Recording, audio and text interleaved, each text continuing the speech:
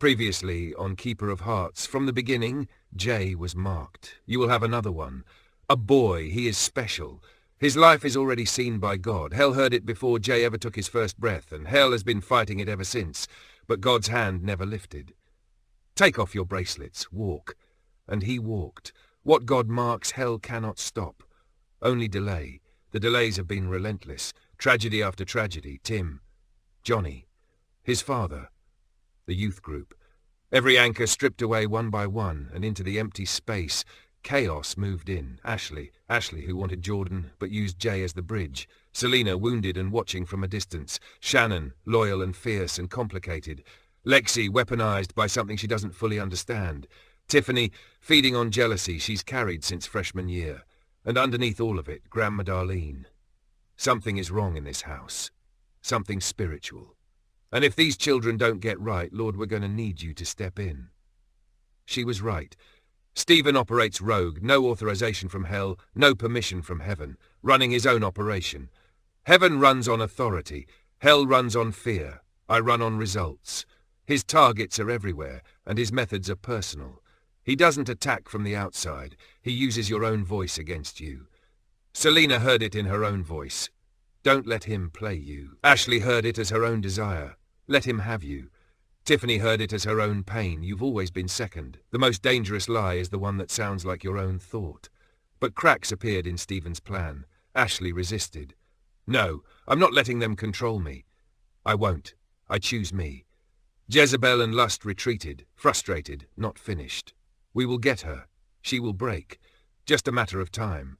Ambryelle saw what no one else could see. At the party, demons in the shadows. And the moment they realized she could see them, we need to leave. Now her gift changes everything. And hell knows it. Jordan crossed a line he can't uncross, climbing through Ambryelle's window, choosing her, surrendering to something neither of them was ready for. You don't know how to love gently. I know, but I know who I choose. Jay has been under siege from every direction. Lexi in his room, Shannon in his heart. Selena watching from a distance with wounds that haven't healed. Ashley carrying guilt she doesn't know how to put down. Temptation always knocks loudest where it's not invited. She sent Lexi out, but the darkness Lexi carried didn't leave with her. Shannon paid the price for choices made in the dark. Did you have sex with him last night? Mom, no. I promise I wouldn't do that. Boys just want one thing, Shannon. You will mess up your whole life if you're not careful. Grounded, phone taken, cut off, but not broken. Selena made a choice. I don't think he's a bad person, but he's bad for me. You don't have to hate him to walk away from him. I'm going to work on me. A small victory, noticed in heaven, and Ashley still fighting the voice that keeps coming back. This isn't over. I know, but you don't own me. God, help me not lie to myself. Her phone remained untouched. Heaven watched all of it.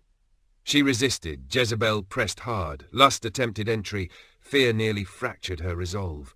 But the girl chose. No, they rarely leave this unanswered. Now the consequences of every crossed line are pressing down on everyone. Ambryelle's pregnancy has exploded into the open. Ashley's lie about being pregnant is spreading. Michelle walked back in and blew the room apart. Shannon is cornered in a doctor's office, proving what she swore was true. Jordan is standing in a parking lot, finally choosing, but the damage is already done. Jay kneels alone in the dark, asking God what's happening to him, and Ashley bolts upright from a dream she cannot explain. A wedding, a cake, her mother's eyes going red, just for a moment, just long enough. What the hell was that? The enemy didn't show up as something terrifying. He showed up as something that felt like completion. That's always been the real strategy. Heaven and hell are both watching. The fire is spreading, and not one of them lit the match themselves. Tonight, the consequences continue.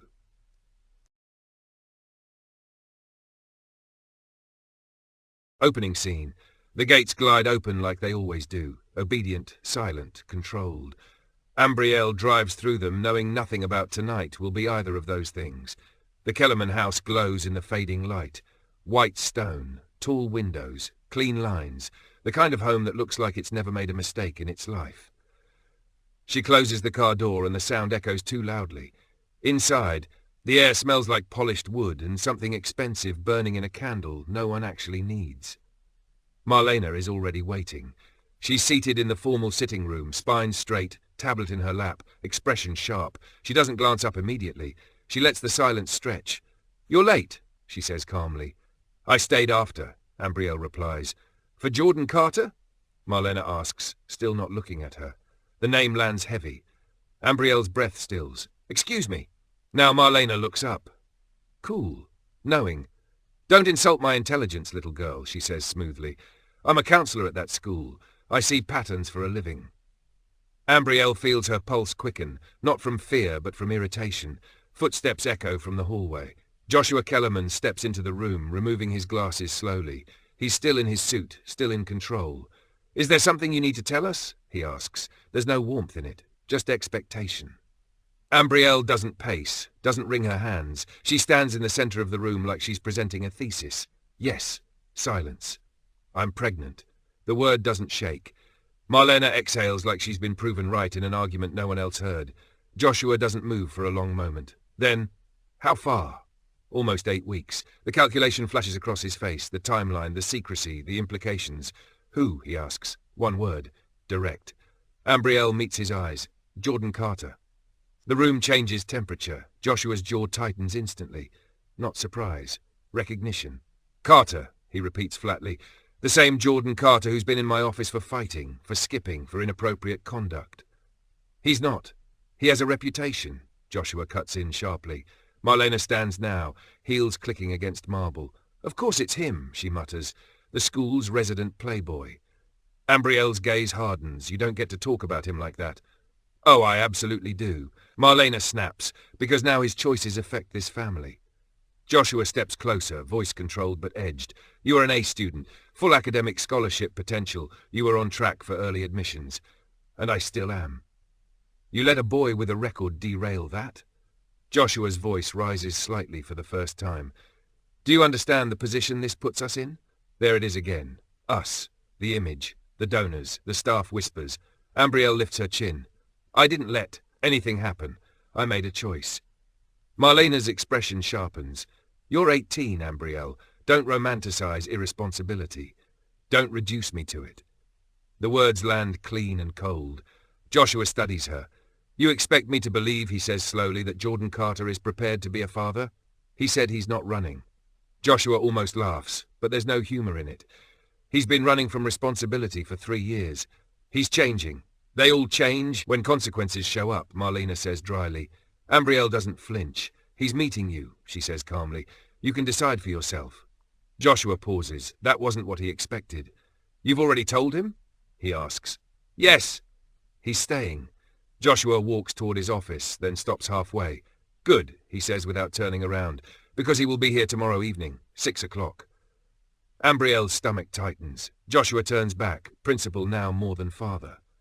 "I want to see the kind of man who thinks he can step into my daughter's life and alter it permanently," he says evenly. "I want to know if he can provide, if he understands what this requires, if he has any concept of the level she lives at." Level.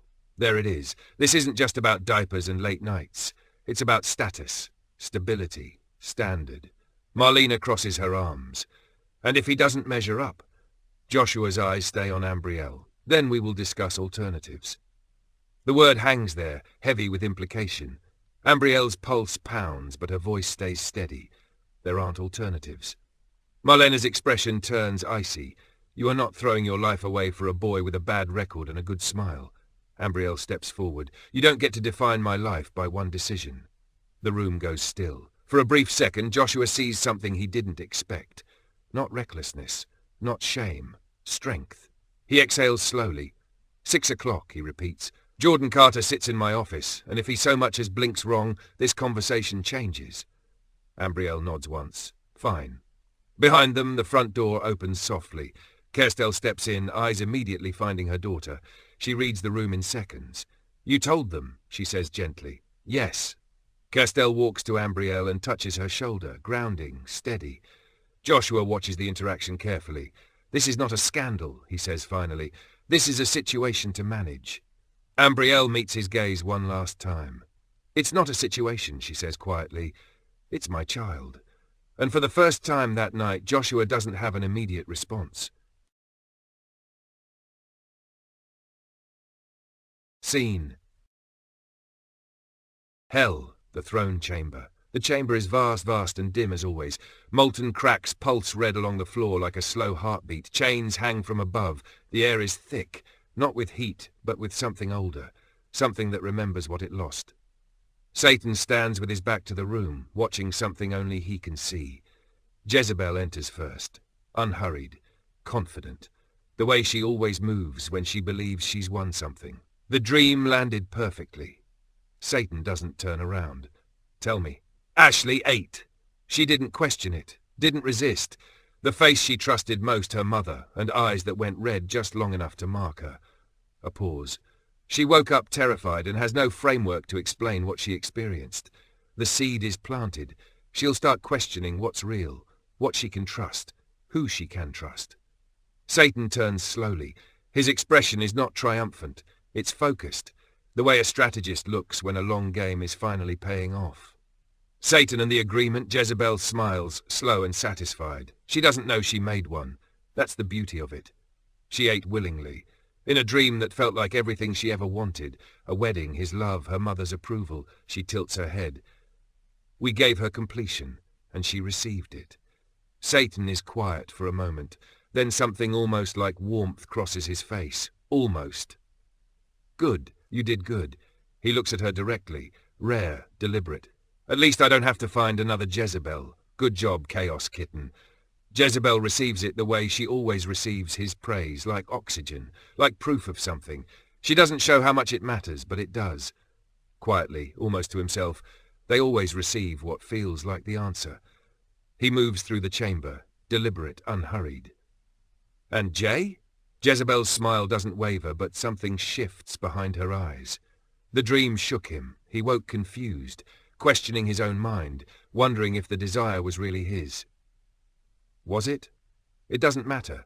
He thinks it might be. That's enough for now. Satan considers this. He went to his knees. It isn't a question. Jezebel's jaw tightens almost imperceptibly. Yes, and heaven responded. A flash of light. Peace that shouldn't have been available to him in that moment. It retreated the confusion temporarily. Satan stops walking. Temporarily. He'll dream again. The chamber hums with something unspoken. Satan's eyes move to the door. Where are they? As if on cue, Python and Peyton enter. Python moves the way he always does. Fluid, coiling, almost lazy. Like something that has all the time in the world because constriction doesn't require speed. Just patience. Just pressure. Just the slow removal of air until resistance becomes impossible. Peyton is different.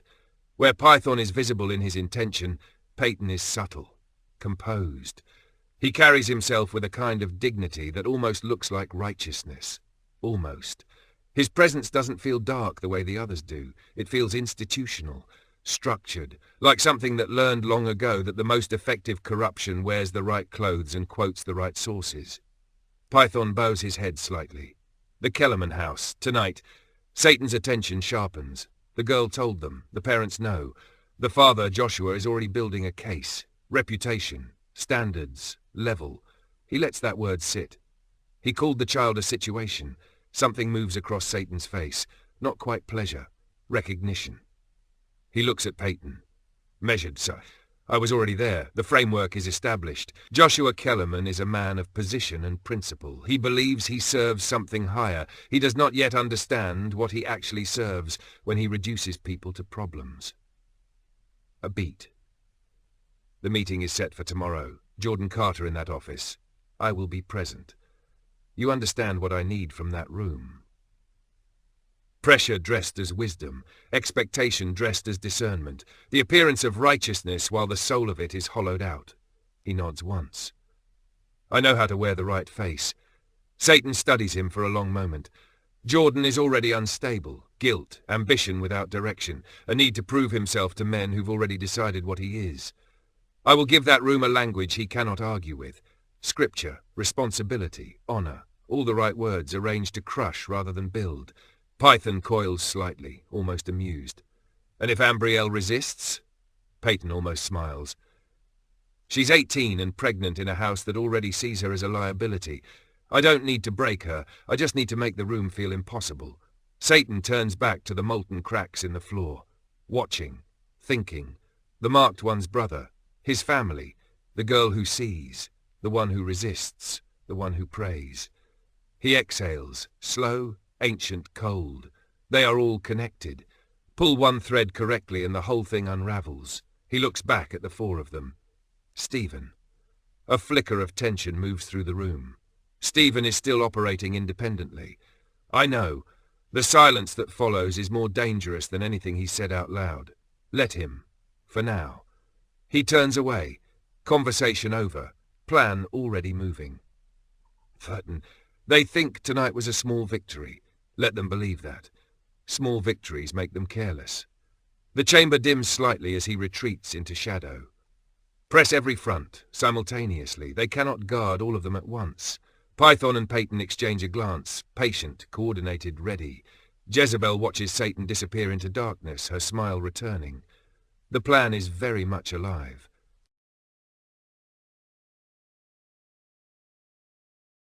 Scene. Heaven. Observation deck.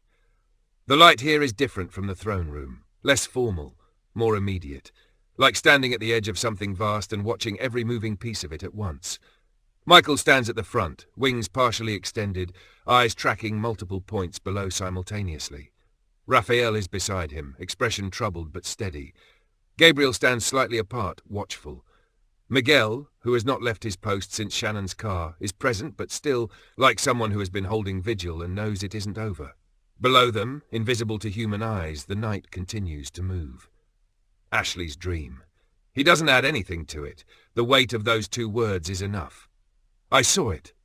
She woke terrified but without understanding. She has no framework for what just entered through that door. She resisted Jezebel directly in waking hours, chose stillness, prayed. And while she slept, not defeated, she is still covered. What entered through the dream does not have full access. A seed is not a harvest, a pause. But she doesn't know that. No, she doesn't. Miguel speaks for the first time, his eyes still tracking downward toward Shannon. Shannon is cut off, phone gone, grounded. The enemy is using her mother's fear to isolate her from the people who steady her. Python and Lust are still lingering around that house. I know. I haven't moved. And Jordan.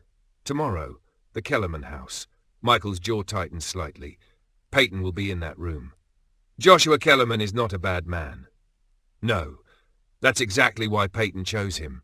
Bad men are obvious. Good men who've let pride and position become their framework. Those are the rooms where religious spirits thrive. Silence falls across the observation deck. Below them, the night continues. Ashley stares at a ceiling she cannot sleep under. Jay rests in a peace he didn't manufacture. Shannon lies in the dark without her phone. Jordan doesn't yet know what tomorrow holds. Ambryelle is somewhere between fear and resolve.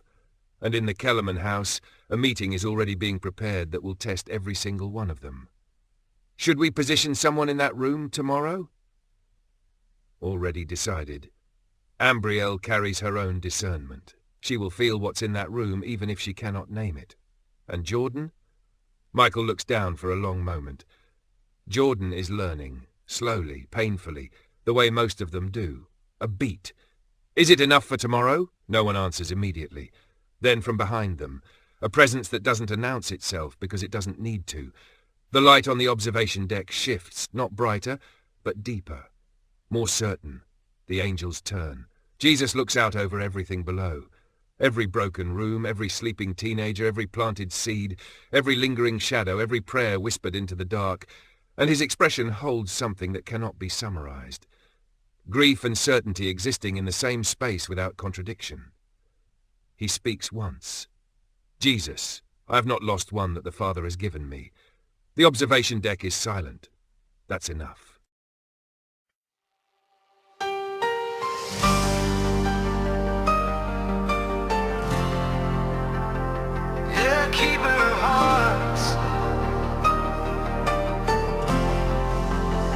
He meets you in the broken places, right there where your shame begins. He sits beside the sinners, never waiting for perfection, never asking you to pretend. The world points fingers, but his hands reach far. Grace isn't earned by the spotless, it's poured on wounded hearts. Jesus, keeper of hearts, you take me as I am, not who I try to be. You carried every burden, took the cross they said you never need. Though the hypocrites cried crucified, your mercy still ran free. We can do all things through Christ. You're the keeper of hearts, and you're keeping me.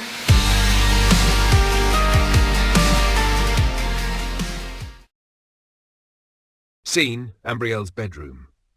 Ambryelle closes her bedroom door softly, like the house itself might be listening. At her father's place, silence isn't peaceful, it's supervised. Thick walls, expensive furniture, expectations humming under everything. Her room is immaculate in the way a room becomes when it's meant to be admired, not lived in. She drops her bag by the door and finally lets her shoulders sag. Then she reaches for her phone. Her thumb hovers for half a second before she types. My dad knows. He wants to meet you tomorrow. 6 o'clock, his office. 3 dots appear, disappear, reappear. Her phone vibrates before she can overthink it. Jordan's calling. She answers on the first ring. Hey, his voice is low, careful, like he already knows this isn't small. He's the principal. She pauses. You already know that. A breath on the other end. Slow. Grounding. Yeah. A beat. I know exactly who he is. He doesn't like you. Jordan lets out a soft huff, almost a laugh. That makes 2 of us. Despite herself, her lips twitch. He's going to tear you apart. Ask about money, stability, your past. He's not looking for reassurance. He's looking for reasons. Then I'll give him answers, without hesitation. All of them. She closes her eyes. You don't have to do this.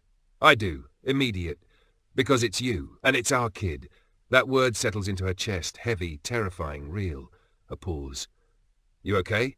She exhales slowly. I'm holding it together. That wasn't the question. Her grip tightens around the phone. I'm not breaking. Good. Soft now. Because I'm on my way. Her eyes snap open. Jordan. The line goes dead. Her heart slams against her ribs. She moves to the window on instinct, parting the curtain just enough to peer into the darkness below. 5 minutes later, gravel crunches softly. She opens the window before she can talk herself out of it. Jordan climbs up like he's done this 100 times. Quiet, practiced, reckless. He slips inside and closes the window behind him, breathing hard, eyes immediately finding her. For a moment, neither of them speak. The room feels smaller with him in it. Charged. You shouldn't be here. I know. You could get caught. I know. He steps closer anyway. Up close, he looks different. Stripped of bravado, eyes darker, more serious than she's ever seen them. His gaze drops briefly to her stomach, then back to her face. How are you really? She swallows. Scared. He reaches out, slow enough to give her time to pull away. She doesn't. His hand cups her jaw gently, thumb brushing her cheek. You don't have to do this alone. Her voice shakes despite herself. My dad's going to try to scare you off. Jordan's mouth curves, not amused. Determined. He won't. A beat. Not from you. She steps closer until there's barely space between them. You don't know him. I don't need to. He holds her gaze. I know you. The words hit harder than anything her father said tonight. She presses her forehead to his chest, breathing him in, grounding, familiar, dangerous in the best way. I don't want to be a disappointment. Jordan's arms come around her, firm, anchoring. You're not. Her hands clutch his jacket. Everyone keeps acting like I ruined my life. He tilts her chin up, forcing her to look at him. You didn't ruin anything. A beat. You changed it. Their breaths mingle. The air tightens. You still choosing me? Barely above a whisper. His answer is immediate. Every time. He leans in. The kiss isn't rushed. It's deliberate, claiming without saying the word. Their mouths meet and stay there, no hesitation, no pulling back, just heat and promise and everything unsaid pressed between them. Somewhere down the hall, a floorboard creaks. They freeze. Jordan's lips linger against hers for one last second before he pulls back just enough to whisper, "Jordan, tomorrow." She nods. He slips back out the window the way he came, quietly, like a secret that refuses to stay buried. Ambryelle closes the window and leans against it, heart racing. Tomorrow, Jordan Carter will sit across from Joshua Kellerman. And tonight she knows one thing for certain. Whatever comes next, he's not leaving. Scene: Darlene's house, kitchen. Morning light fills the kitchen, the kind of morning that looks peaceful from the outside and isn't. Coffee brewing, the smell of something warm on the stove. Grandma Darlene moves through her kitchen the way she always does, unhurried, deliberate, like someone who has seen enough of life to know that rushing it doesn't help. Jay sits at the kitchen table, backpack on the chair beside him. Everything in place. Except his eyes. His eyes are somewhere else entirely. Grandma Darlene glances at him once, doesn't say anything yet, just notes it the way she notes everything, quietly, filing it away. Jordan comes in from the hallway, phone in hand, moving with the specific kind of nervous energy of someone who has something to say and hasn't figured out how to say it yet. "Grandma!" "Turn around." So, Ambryelle's dad, he wants to meet me. Tonight, after school. The kitchen goes a little quieter. Grandma Darlene sets down what she's holding. Turns slowly. Tonight, 6 o'clock. She studies him, reading everything underneath the surface of that sentence. The nerves, the guilt, the thing that looks like resolve, but she's not sure yet if it's real. And what kind of man is her father? Principal Kellerman. A beat. Joshua Kellerman. You know him? I know of him. That man does not do informal meetings, Jordan. You understand what you're walking into? I'm not running from it. Grandma Darlene looks at him for a long moment. Something shifts in her expression. Not quite approval, but something adjacent to it. Good. Because running from it won't make it smaller. It'll just make you smaller. She moves back to the stove. I'm going with you. Grandma, this is a family matter. I will not have that man look at you like you have no people behind you. Jordan opens his mouth, closes it, knows better. Okay, Jay has been quiet this whole time, but something pulled him back into the room at the word family. He looks up. Can I come? Jordan turns and gives him a look. The specific look older brothers have perfected across generations. The one that says, "Why are you like this?" What? Family sticks together. You said it yourself. I didn't say anything. Grandma did. Same thing. Yeah. He's not wrong. He's being nosy. I'm being supportive. Those aren't the same thing. They can be. Grandma Darlene lets the brothers have their moment. Then you'll be at school, Jay. School ends at 3. Meeting is at 6. That's 3 hours of supportive family time right there. Jordan shakes his head slowly. The look on his face is somewhere between annoyed and quietly grateful, and he would never admit to either one. To Jay, "Fine, you come, but you sit, you listen, you do not speak unless spoken to." Are we clear? Crystal.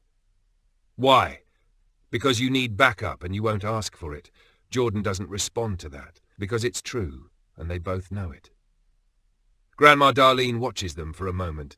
These two boys she has poured herself into, still figuring out how to be brothers through everything life has thrown at them. Something moves across her face. Love. Worry. Something spiritual she can't fully name yet, but feels pressing at the edges of the morning. Her eyes settle on Jay. He's looking at his phone now. Expression closed. Whatever was in his eyes when she first walked in, still there underneath the surface. Still unaddressed. "I'll give you boys a ride this morning. And Jordan, I'll be at that school at 6. You will not walk into Joshua Kellerman's office alone." Yeah, that works. And tonight, after the Kellerman meeting, she pauses, sets her coffee cup down, looks at both of them directly. "We're going to church." The word lands differently than most words do when she says it. Tonight? Tonight, and I'm not asking. Grandma, we've got a lot going on, that meeting at the school. I know exactly what's at that school today. I'll be there. And after, we're going to church. After the meeting, you still want to. Especially after the meeting. She lets that sit. Everything that's been happening in this house.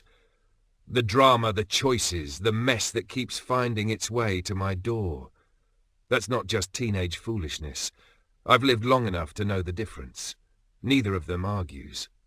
We need to be in that building tonight. All of us. Together. Under something bigger than whatever's been running loose around here. Silence. Then she turns back to the stove like the matter is settled. Because it is. Jay stares at the table. The dream from last night pressing at the back of his mind. Lexi's voice echoing in a place he can't quite reach. His own voice saying things he doesn't want to claim. The confusion that Michael's light pushed back but didn't fully erase. Grandma Darlene glances at him one more time.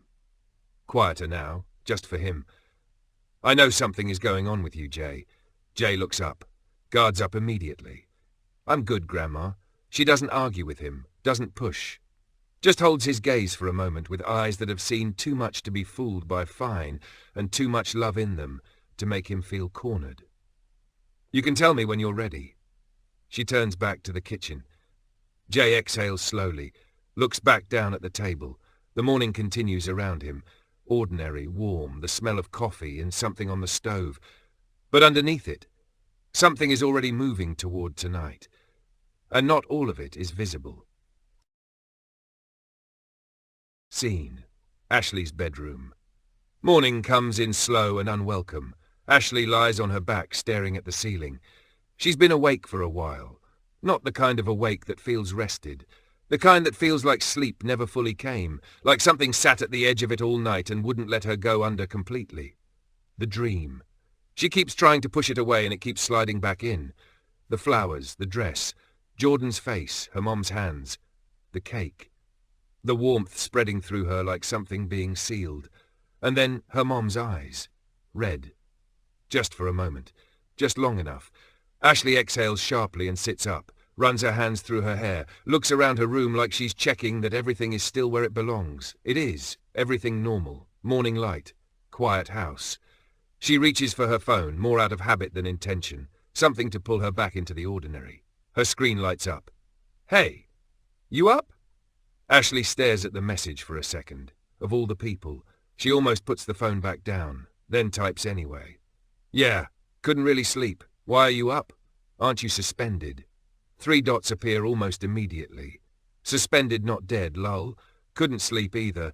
Just wanted to check on you after everything yesterday. Ashley reads it twice. Something about it feels genuine. After everything between them, the parking lot, the lie, the chaos. Lexi checking on her at whatever time this feels unexpected. I'm okay. Just tired. You sure? Because yesterday was a lot, even for us. Ashley pulls her knees up to her chest. Outside her window, the morning is just starting to show itself. Pale light, birds somewhere, the world moving forward like yesterday didn't happen. Yeah, just had a weird dream last night. She almost doesn't send it, then does. Weird how? Ashley hesitates, her thumb hovers, and then it comes back again without warning. Her mother's face, warm, proud.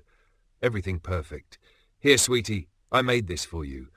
The cake, the warmth spreading through her chest like something settling into place. Her mom's hand touching her face. I'm going to make sure you get everything you deserve. And then, the eyes, red, just for a second. Just long enough to... Ashley blinks. Her hand tightens around the phone. She exhales slowly. Weird, but also kind of good. Like everything in it felt right, felt like exactly what I wanted. And then right at the end, something just shifted. And I woke up, and I couldn't explain what I felt. She sends it before she can second-guess the honesty. Okay, that's actually kind of beautiful, though. Like maybe it means something. Like what? Girl, maybe it's a sign from the universe. Like sometimes dreams don't make sense on the surface, but they have hidden meaning. Like your subconscious showing you what you actually want, or something bigger trying to tell you something. Ashley reads it again. The universe. Something about those 2 words sits wrong in a way she can't fully name. Not offensive, not obviously dangerous, just hollow, like someone handed her a cup that looked full, but wasn't. She almost types back, yeah, maybe. The words don't come. In the corner of the room, barely visible, a shadow stirs, not moving toward her, just present. Patient, watching to see which way this goes. The universe. Yes. Yes. Let that be the answer. Let it stay vague. Let it stay nameless. The shadow doesn't advance. It waits. Ashley stares at her phone. The universe. She thinks about the dream again. The warmth, the completion. How real it felt. How right. And then the red eyes. Whatever sent that dream, she doesn't think it was the universe. She doesn't know what she thinks it was. But she knows it wasn't that. Maybe. I don't know. It just felt like more than a subconscious thing, like it was trying to tell me something, but I don't know if it was something good. See, that's the thing, though. Dreams are neutral. It's just your brain processing, or energy, or whatever you believe in. Yeah. Maybe. She sets the phone face down on the bed. Sits there for a moment in the quiet. Her mom's eyes flash behind her own again, without warning. Red. Just for a second. Ashley presses her hand flat against her chest like she's checking for something. Barely audible to herself, that wasn't the universe. She doesn't know what to do with that yet. But the certainty of it sits in her chest, quiet and stubborn and unwilling to be reasoned away. Her phone buzzes again. You okay? Ashley looks at the ceiling one more time. Yeah, I'm good. Thanks for checking on me, Lexi. That actually means something. Always. Even when we're a mess, laugh out loud. Especially then. She almost smiles, then sets the phone down and gets up to start her day. The shadow in the corner watches her go, then retreats. Not gone, just recalculating. Scene: Richard's bedroom, spiritual realm.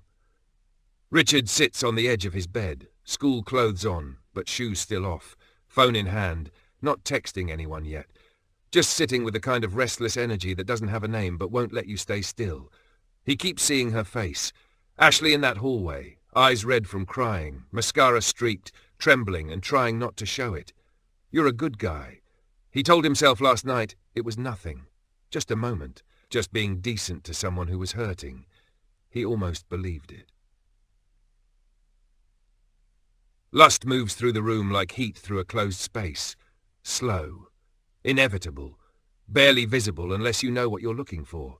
Stephen stands near the window, arms folded, watching Richard with the focused patience of someone who has done this 1,000 times. Measured, she's still thinking about you. Richard shifts on the bed.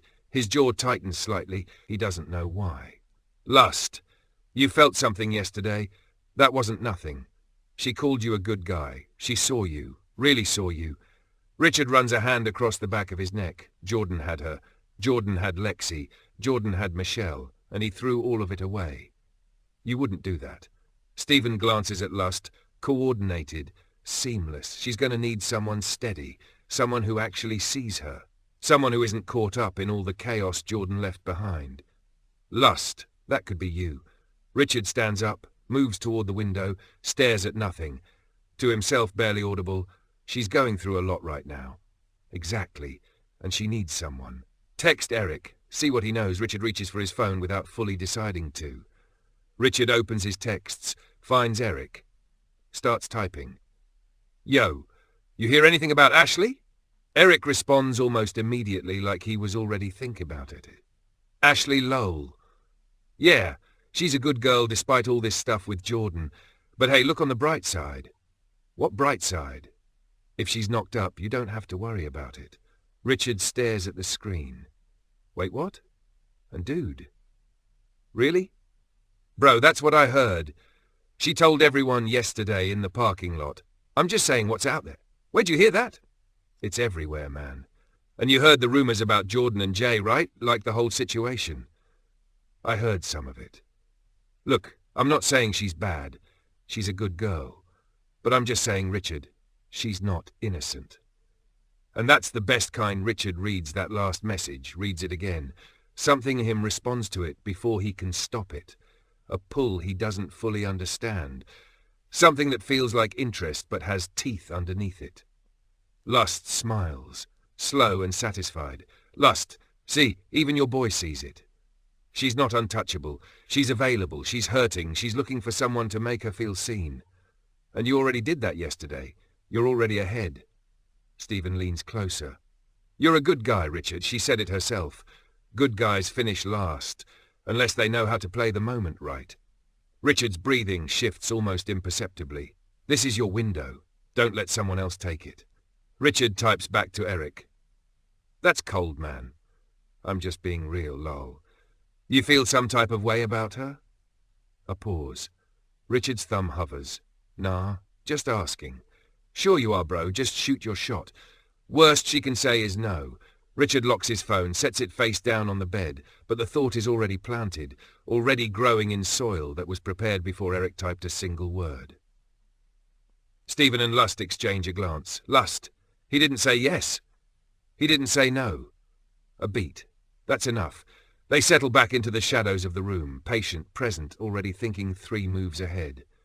On the bed, Richard's phone sits face down, but his mind is nowhere near still. Scene, Tiffany's bedroom, morning. Tiffany's bedroom is comfortable in the way a space becomes when someone has been staying in it long enough to leave marks. An extra pillow on the floor, Lexi's jacket over the chair, a second phone charger on the nightstand that wasn't there a week ago. Lexi sits cross-legged on the bed, phone face down beside her. She's been quiet for a while, the kind of quiet that has weight to it. Tiffany watches her from across the room, reading her the way only a best friend can. What's wrong, bestie? Lexi doesn't answer immediately. Is it your stepdad again? Something moves across Lexi's face. Quick, almost invisible, then gone. I know you've been staying here a lot, and your mom hasn't even checked on you. I just have a lot on my mind. Tiffany crosses the room and sits beside her on the bed. No dramatic gesture, just presence. Look, if you need me, Lexi, I'm always here. You know that. Bestie or not, that doesn't change. Lexi looks at her, and for just a moment something in her expression cracks open. Not all the way. Just enough. I know, you're such a good friend. She means it. That's what makes the next thought harder. Jezebel moves through Lexi's thoughts like smoke through a cracked window. Not loud, not aggressive. Just present in the spaces between what Lexi says out loud and what she actually feels. As Lexi's own voice. I'm not a bad person. It's not my fault Jay doesn't like her. I can't control who I'm drawn to. Lexi shifts on the bed. Her jaw tightens slightly. He has fire in him. I felt it. And deep down, he liked what I did.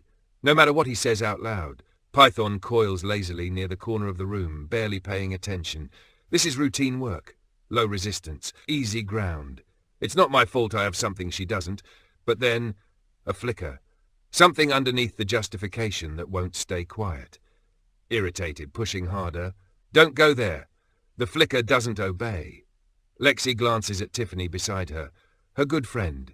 Her best friend. The one who opened her house without being asked. Who hasn't checked her phone once this morning. Who said I'm always here like it was the easiest truth in the world. Internal, barely a whisper underneath everything. If she knew, she wouldn't forgive me. I don't want to hurt her. I mean it. She's been good to me. Python shifts slightly. Less lazy now. But can she really be trusted? She's been acting differently since that night. Watching you differently. Asking questions. Bestie, I know you want to be friends with Ashley. I don't understand it given everything, but I just want you to know I'm trying to respect it. Whatever you need. Lexi almost smiles. Almost. Thanks, Tiffany. What actually happened that night you went to Jay's house? Lexi's expression shifts. Not quite annoyance. Something more guarded. Tiffany, I've told you, I'm not after him. I know, bestie. I know, it's just you never really talked about it, like what actually happened. Pause, then almost annoyed, then softening into something more honest. I went looking for Jordan. Jay gave me attitude. His grandma told me to leave. That's it. She stops. Something else pressing at the edges of that story. I was already having a bad night because of my mom, and her eyes shift. Something tightens in her jaw. The tears come close enough to feel, but she pushes them back with the practiced ease of someone who has been doing that for a long time. Her boyfriend. I just needed something. Jordan. Or something. Anything. It was stupid. Hey, Lexi, it's okay. You don't have to say anything else. Lexi exhales, nods once. Thanks. Silence settles, comfortable enough on the surface. Jezebel moves back in, quieter this time, more careful, finding the space that opened when Lexi talked about her mom.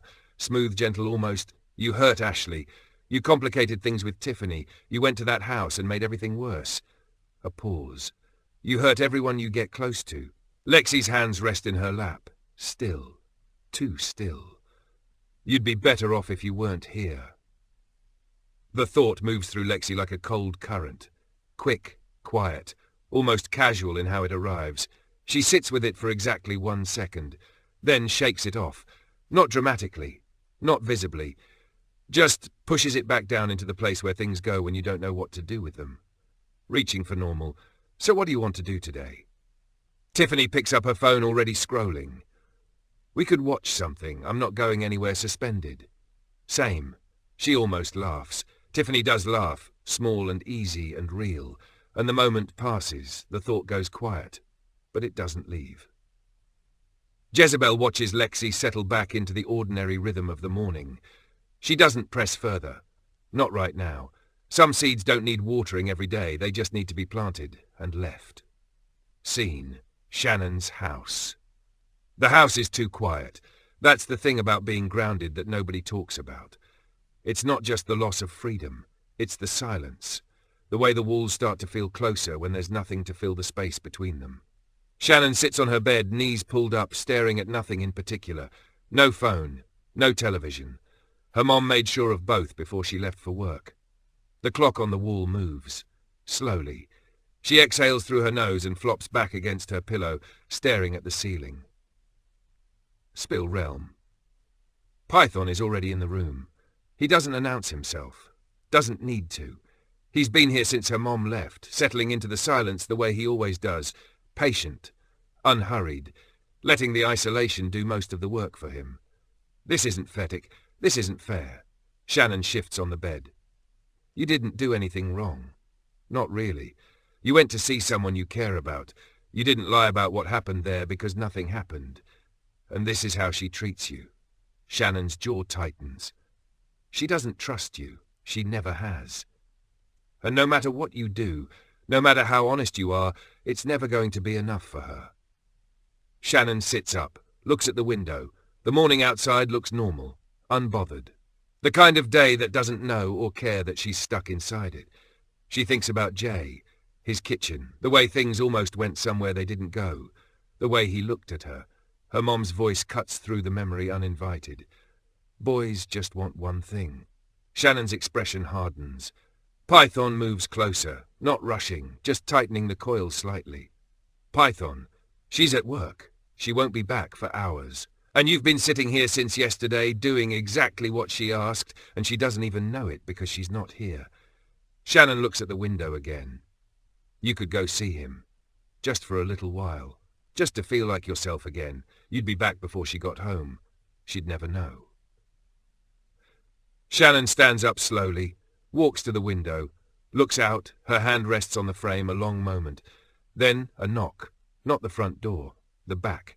Shannon's head turns. She moves through the house quietly, opens the back door.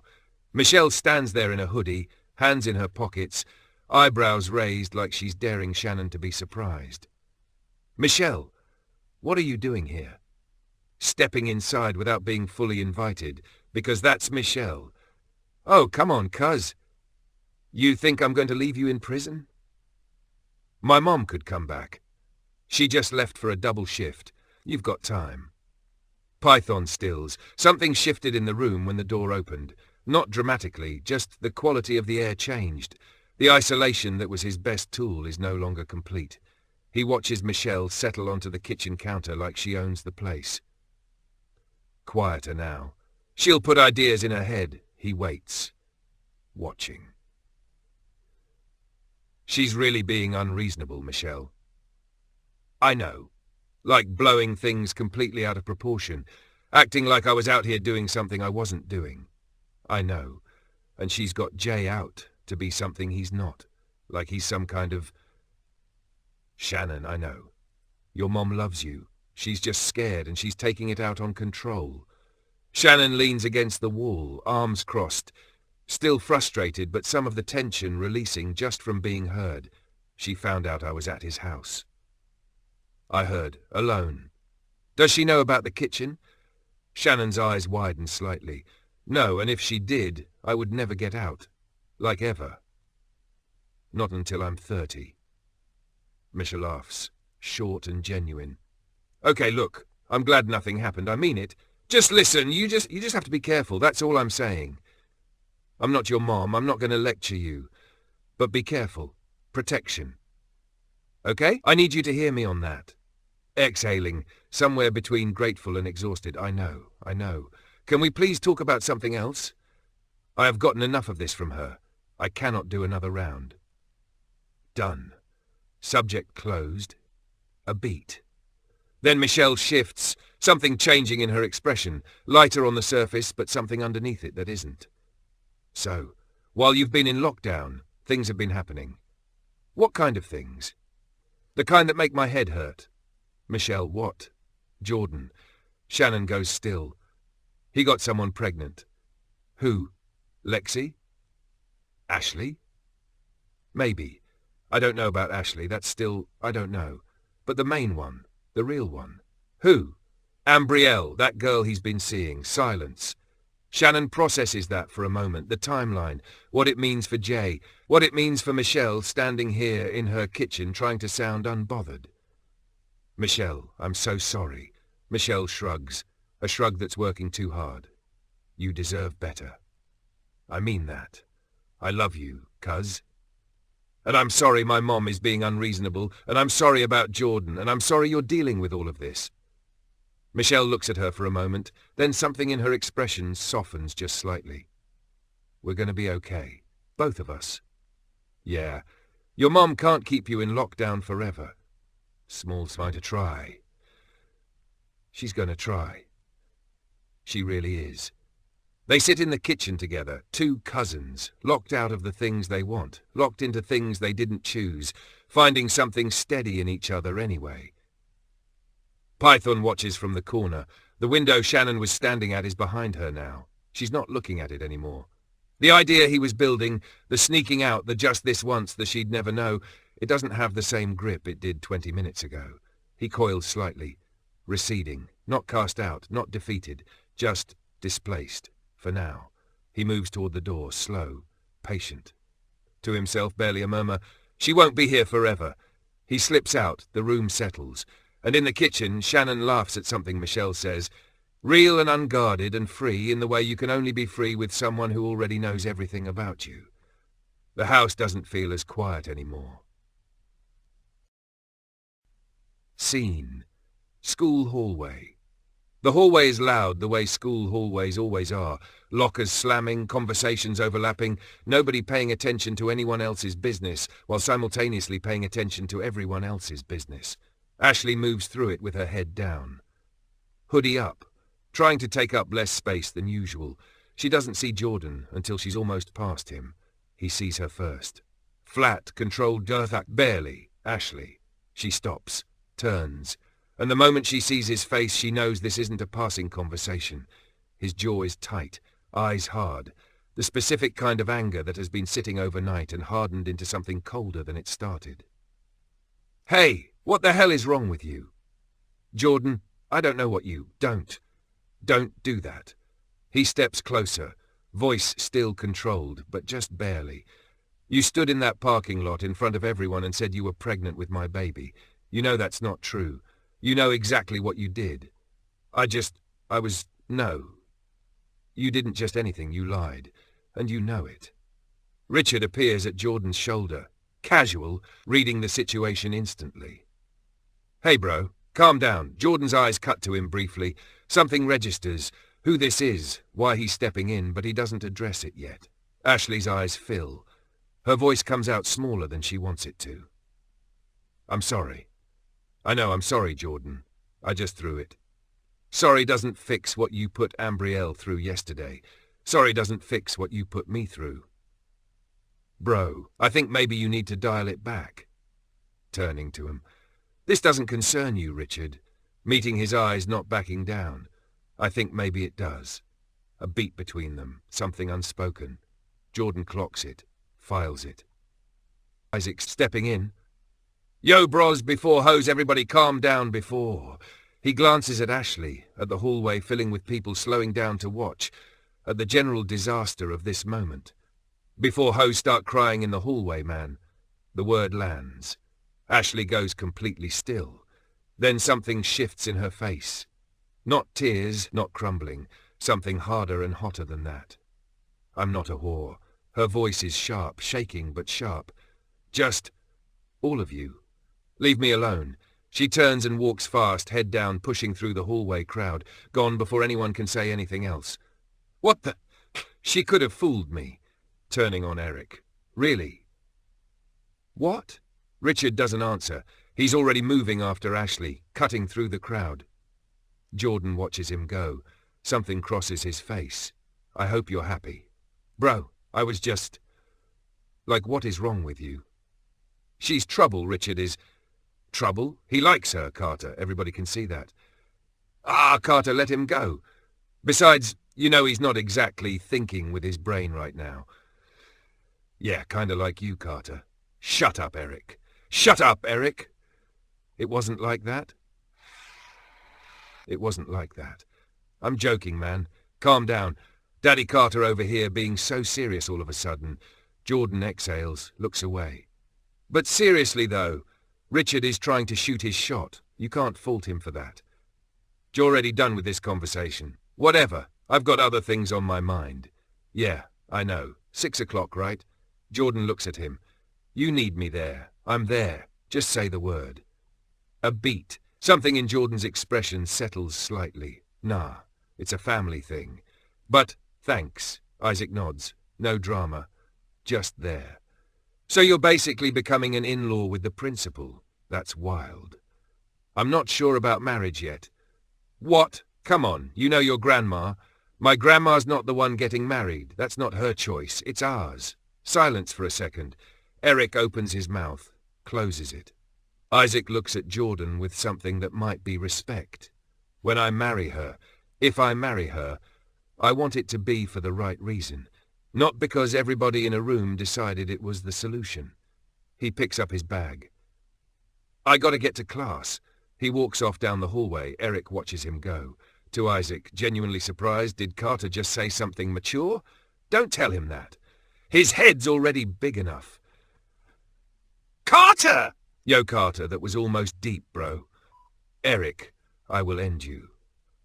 There he is. They disappear into the hallway crowd. The space they leave behind settles back into ordinary noise. And somewhere ahead of them, Richard is already finding Ashley. Scene. School hallway, corridor. Ashley pushes through a side door into a quieter corridor. Less traffic, the kind of hallway that exists between places. Not a destination, just a passage. She leans against the wall, hands pressed flat behind her, trying to breathe through something that doesn't have a name yet. Her eyes sting. She's not going to cry. She's not. Jezebel moves in without hesitation. No preamble. No warm-up. Just straight into the open wound. He hates me. Ashley's jaw tightens. I lost him forever. I screwed it up. Everything I touch falls apart. He thinks I'm dirty. He used me and now he looks at me like I'm the problem. Footsteps behind her. She doesn't turn around. Hey, she closes her eyes briefly. Ashley. Hey, it's gonna be okay. Something in his voice, steady, quiet, not performing, makes her turn. And then she's moving toward him before she fully decides to. Not dramatic, just the way you move toward the nearest solid thing when the ground feels uncertain. She doesn't quite hug him, just stops close. Head down. No, it's not. Yeah, it will. You don't know that. No, but I know you didn't deserve what just happened back there. Ashley exhales, shaky, trying to hold the line on the tears. Jezebel watches the proximity, The way Ashley's shoulders drop slightly, the way Richard's presence is doing what presence does, filling the space where pain was loudest.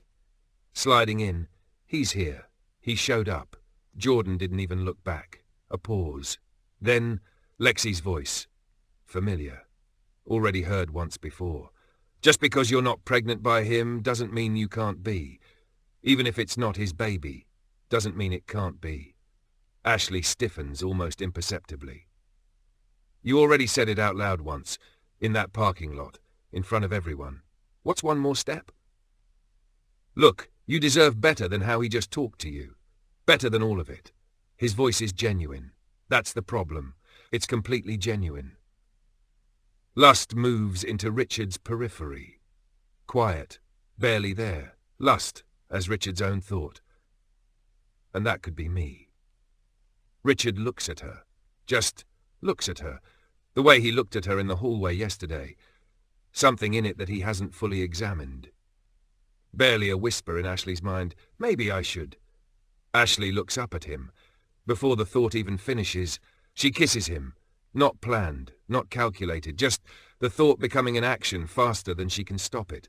Richard goes still for exactly 1 second, then kisses her back. Jezebel and Lust exchange a glance. Patient, coordinated, satisfied. Then Eric's voice, casual. She isn't that innocent. That's the best kind. Ashley pulls back. Hard, sudden, like something cold hit her. I'm sorry. I don't know what got into me. I'm sorry. She steps back, hand coming up to her mouth, eyes wide. Richard stands there, breathing, not reaching for her. Just still. Jezebel doesn't retreat, just shifts. Back in Ashley's voice, quieter now. Ask him, you need someone. You don't have to be alone today. It's just a movie. It's just talking. You just need someone, and he's here, and he showed up. Ashley wrestles with it. She can feel it. The pull of the idea. The logic of it. She's going to go home to an empty house. She's going to sit with the dream she can't explain, and the parking lot she can't take back, and Jordan's face in that hallway. Alone. Or not fully meeting his eyes. Do you want to come over tonight? Watch a movie or something. I need someone to talk to. That's all. Lust, moving through Richard's thoughts like warmth. She said I'm a good guy. She came to me. Maybe Eric was right. Maybe this is exactly what it looks like. Richard looks at her for a moment. Yeah, I'd like that. A beat.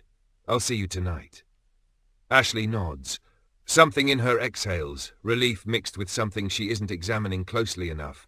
She turns and walks back toward the main hallway. Richard watches her go. Jezebel moves beside Ashley as she walks. Not visible, just present. A warmth that doesn't belong to her. See? You're not alone. Ashley doesn't notice. She just walks. Lust stays close to Richard. Tonight, the corridor empties. The plan moves forward, not through force, not through obvious manipulation, but through the slow accumulation of small surrenders that each feel like relief in the moment they happen. That's always been the most effective strategy. Not the dramatic attack, the gentle drift.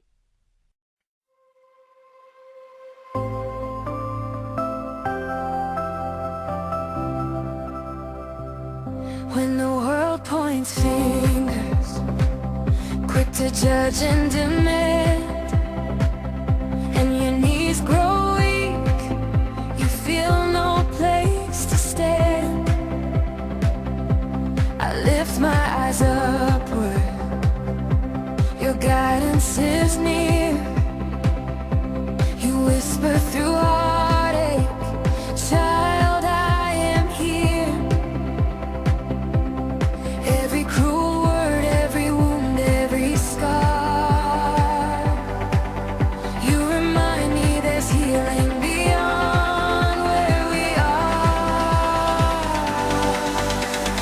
Jesus, protector of hearts, you hold us close when the shadows start, when sinners push and storms roar high.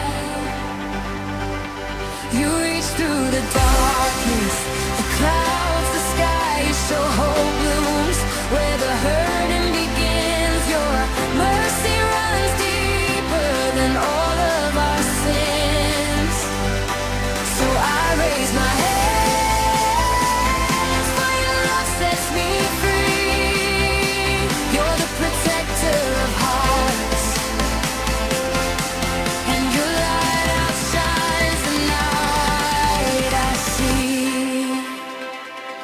You don't judge by failing or masks we wear. You see through the surface. You know our prayer. When the world grows loud and our mind falls apart, your peace wraps around me, a shield for my heart. You hear the prayers that I cannot voice. You carry the helpless, defend the choice. Jesus, protector of hearts, you hold us close when the shadows start, when sinners push and storms roar high. You reach through the darkness, the clouds, the sky, show hope blooms where the hurting begins. Your mercy runs deeper than all of our sins. So I raise my hands, for your love sets me free. You're the protector of hearts, and your light outshines the night I see. When hypocrites dance, claiming right over wrong, your truth stands steady like an unbroken song. You guide without forcing, you guard every door. You are close beside us, now and nevermore. When demons draw near with their venom and lies, you speak through the shadows, they have no right to your life. Jesus, protector of hearts, your love holds steady when the dark falls apart. Through trials and terrors, through fear and through the night,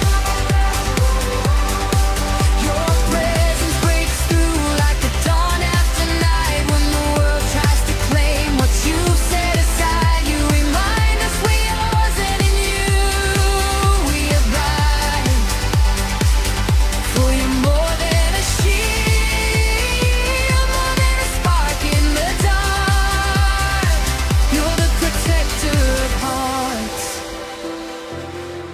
and your fire